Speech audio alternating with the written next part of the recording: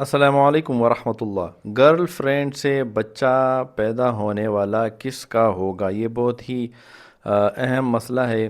آج کل ہمارے معاشرے میں یہ گناہ جو ہے یہ بہت ہی عام ہوتا جا رہا ہے۔ ہمارے کالجز میں، یونیورسٹیز میں یہ جو کلچر چلا ہے یہ بہت ہی عام ہوتا جا رہا ہے، اور اس کے نتیجے میں وہ بوائے فرینڈ اور گرل فرینڈ آپس میں ریلیشن شپ قائم کرتے ہیں، اور جو کہ ناجائز ہے، حرام ہے۔ تو اس کے نتیجے میں اگر حمل ٹھہر جائے اور بچہ ہو جائے تو وہ بچہ کس کا ہوگا؟ دیکھیں، وہ جو بچہ ہوگا وہ ولد الزنا ہوگا۔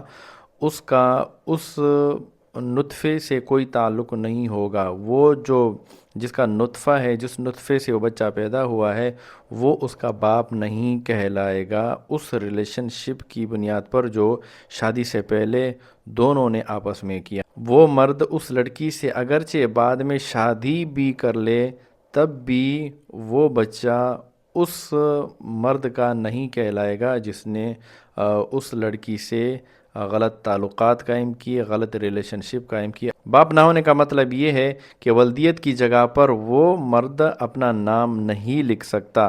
اگر اس نے نادرہ کے اندر ولدیت کی جگہ پر اپنا نام لکھوا دیا تو وہ مجرم ہوگا، وہ گناہگار ہوگا، اور قیامت کے دن اس سے سخت پوچھ گچھ ہوگی۔ اور دوسری بات یہ کہ وراثت میں کوئی حصہ نہیں ہوگا۔ نہ بچے کو وراثت ملے گی باپ کی، نہ باپ کو وراثت ملے گی بیٹے کی، اس بچے کی۔